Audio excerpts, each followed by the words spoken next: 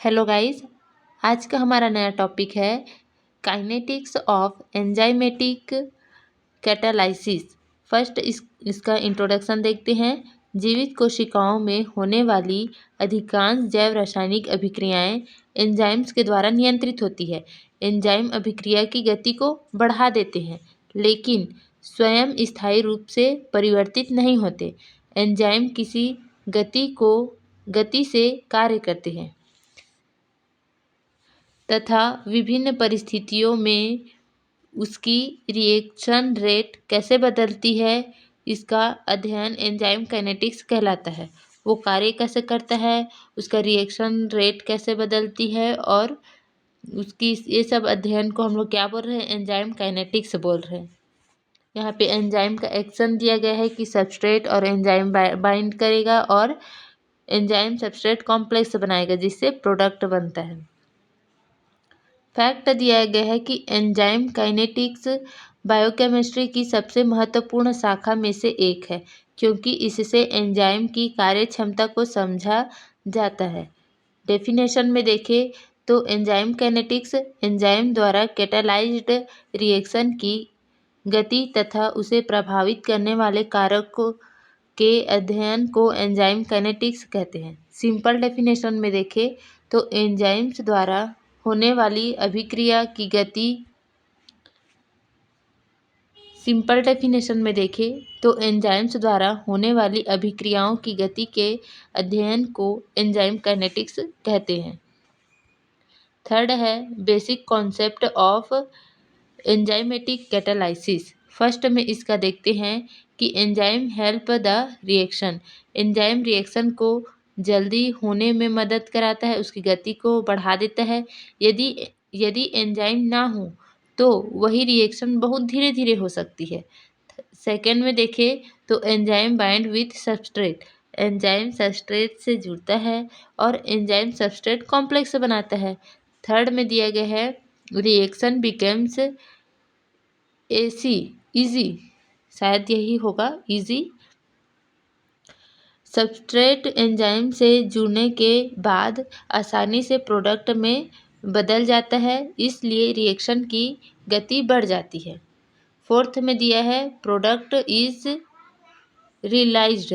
Reaction पूरी होने पर प्रोडक्ट एंजाइम से अलग हो जाते हैं, अब प्रोडक्ट अपना कार्य कर सकता है। फिफ्थ दिया है एंजाइम रिमेन्स अनचार्ज। प्रोडक्ट बनाने के बाद एंजाइम नहीं बदलता, फिर किसी नए सबस्ट्रेट के साथ वही प्रक्रिया दोबारा कर सकता है, क्योंकि एंजाइम तो चेंज नहीं होता, ना उसकी स्ट्रक्चर चेंज होती है, तो दोबारा सबस्ट्रेट के साथ बाइंड कर सकता है। फोर्थ में दिया गया है एंजाइम सबस्ट्रेट कॉम्प्लेक्स का फॉर्मेशन। अब उसका फॉर्मेशन कैसे होगा वो देखते हैं। फर्स्ट में दिया गया है बाइंडिंग ऑफ सबस्ट्रेट। एंजाइम का सबस्ट्रेट उसके एक्टिव साइट से जुड़ता है। यह जुड़ाव बहुत स्पेसिफिक होता है। यहाँ पे डायग्राम में दिखाया गया है कि सबस्ट्रेट के साथ बाइंड करेगा। Formation of ES complex. Substrate के एक्टिव साइट पर जुड़ने से एंजाइम सबस्ट्रेट कॉम्प्लेक्स बनाता है, जिसे ES कॉम्प्लेक्स भी कहते हैं। यह एंजाइम एक्शन के मध्य अवस्था होती है। थर्ड में दिया गया है proper orientation of substrate. ES complex बनने के बाद सबस्ट्रेट सही स्थिति में आ जाता है, इससे रिएक्शन होने की संभावना बढ़ जाती है।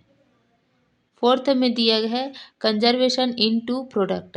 एंजाइम सबस्ट्रेट पर कार्य करता है और उसे प्रोडक्ट में बदल देता है।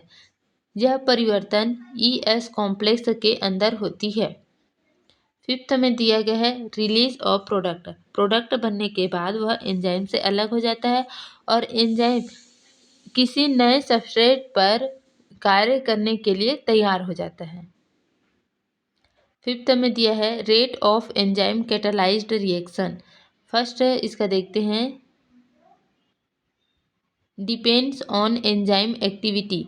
एंजाइम जितना अधिक सक्रिय होगा रिएक्शन उतनी तेजी से होगी, इसलिए रिएक्शन रेट सीधे एंजाइम की एक्टिविटी पर निर्भर करता है।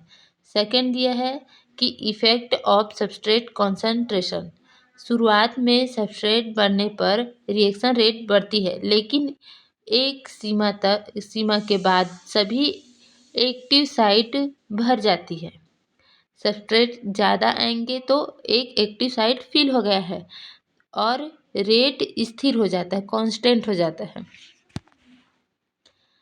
ये फ्लोचार्ट या ग्राफ में ये सब दिखाया गया है, आप लोग देखिए उसको और इजी से समझ आएगा आप लोग को। फोर्थ में दिया गया है effect of temperature and pH. Her enzyme का एक ऑप्टिमम टेम्परेचर और ऑप्टिमम पीएच होता है। इनके अनुकूल होने पर रिएक्शन रेट सबसे अधिक होती है। फिफ्थ में दिया गया है maximum reaction rate, V max कहते हैं जिसे, जब एंजाइम की सभी एक्टिव साइट सबस्ट्रेट से भर जाती है तब रिएक्शन अपनी अधिकतम दर पर पहुंच जाती है, इसे वी मैक्स कहते हैं। सिक्स में दिया गया है factor affecting enzyme kinetics, enzyme concentration. First है एंजाइम कॉन्सेंट्रेशन, तो यदि सबस्ट्रेट पर्याप्त मात्रा में हो तो एंजाइम की मात्रा बढ़ने पर रिएक्शन रेट बढ़ जाती है, क्योंकि यदि एंजाइम अधिक सबस्ट्रेट मॉलिक्यूल पर कार्य कर सकते हैं।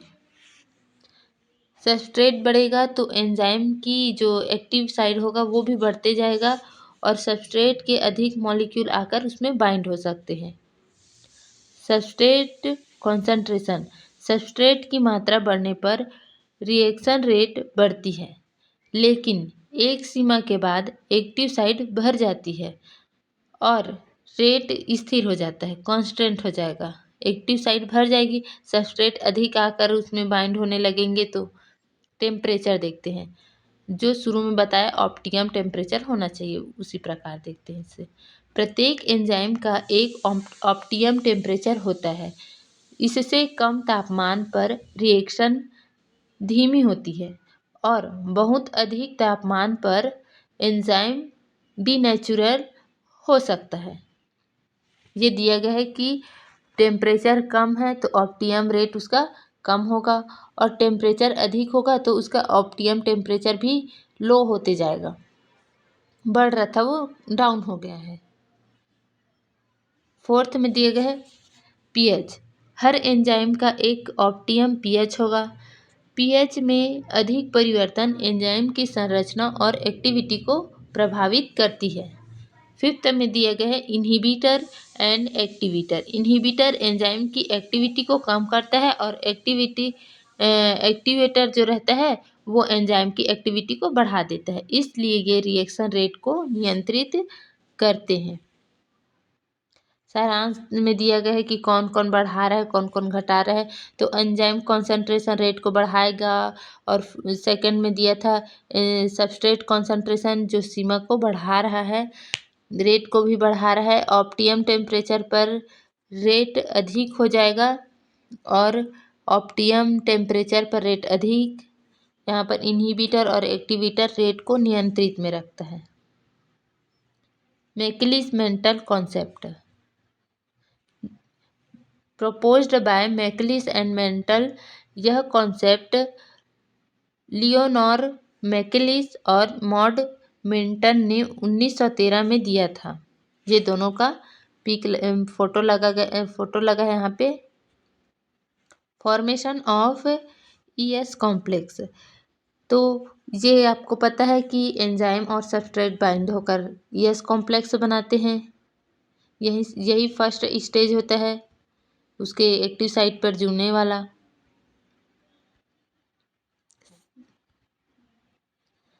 एंड थर्ड में दिया गया है रेट इंक्रीज विथ सबस्ट्रेट। शुरुआत में सबस्ट्रेट की मात्रा बढ़ने पर रिएक्शन की भी मात्रा बढ़ती है, क्योंकि सबस्ट्रेट मॉलिक्यूल एंजाइम से जुड़ता है। एंजाइम एस्ट्रूरेशन, सॉरी आप लोग इसका प्रोनाउंसिएशन सही से करना। एक समय ऐसा आता है जब एंजाइम की सभी एक्टिव साइट सबस्ट्रेट से भर जाती है, तो इसे सबस्ट्रेट बढ़ने पर रेट नहीं बढ़ती, कांस्टेंट रहता है इसमें। मैक्सिमम वेलोसिटी, जब सभी एक्टिव साइट भर जाती है तब रिएक्शन अपनी अधिकतम गति पर पहुंच जाती है, इसे Vmax कहते हैं। सिग्निफिकेशन दिया गया है। अंडरस्टैंडिंग एंजाइम एक्टिविटी, उसकी कार्य क्षमता को हम लोग रिएक्शन रेट से अध्ययन करते हैं। इससे एंजाइम की कार्य बेहतर तरीके से समझ सकते हैं। डिटर्मिनेशन ऑफ Km क्या है एंजाइम काइनेटिक्स में, और उसका Vmax पढ़ते हैं। इसके द्वारा Km तथा Vmax जैसे महत्वपूर्ण काइनेटिक पैरामीटर्स ज्ञात किया जाता है। ये एंजाइम की विशेषताओं को दर्शाती है। थर्ड में दिया गया है स्टडी ऑफ एंजाइम रेगुलेशन। एक एंजाइम एक्टिविटी पर विभिन्न फैक्टर तथा रेगुलेटर मैकेनिज्म के प्रभाव को समझने में सहायता मिलती है। फिर दिया गया है understanding enzyme inhibition. Enzyme inhibitor reaction rate को प्रभावित करता है। इसका अध्ययन एंजाइम काइनेटिक्स द्वारा किया जाता है। Application in biotechnology and medicine, इसका उपयोग होता है जिसे ड्रग डेवलपमेंट, एंजाइम और इंजीनियरिंग तथा विभिन्न बायोटेक्नोलॉजिकल प्रोसेस में उपयोग किया जाता है इसको। Difference between chemical and enzyme catalysis. First में इसका नेचर ऑफ कैटालाइसिस। केमिकल में कैटालाइज सामान्य, लेकिन इसमें क्या रहेगा एंजाइम कैटालाइज में कैटालाइट एंजाइम प्रोटीन होता है। इसमें रासायनिक पदार्थ होता है, इसमें प्रोटीन होता है। इसमें रहता है कि इसका स्पेसिफिसिटी देखते हैं तो एंजाइम कैटालाइज सामान्यतः कम स्पेसिफिसिटी और कई रिएक्शन में कार्य करता है।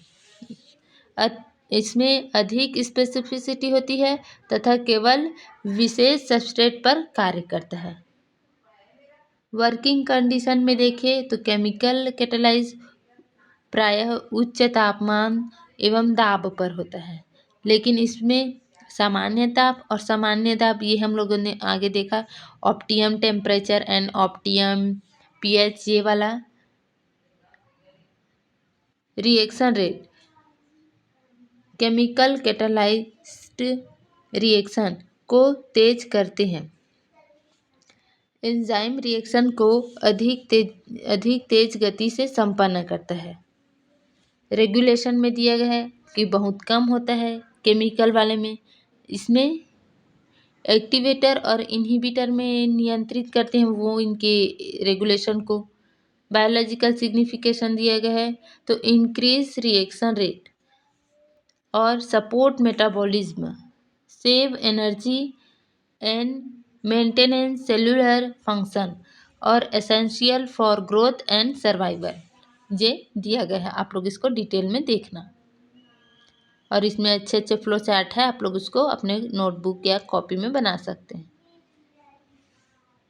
11 में दिया है कंक्लूजन। एंजाइम काइनेटिक्स एंजाइम द्वारा कैटालाइज्ड रिएक्शन की गति का अध्ययन है। इसमें enzyme substrate interaction, reaction velocity या Vmax तथा Km जैसे महत्वपूर्ण सिद्धांत शामिल हैं।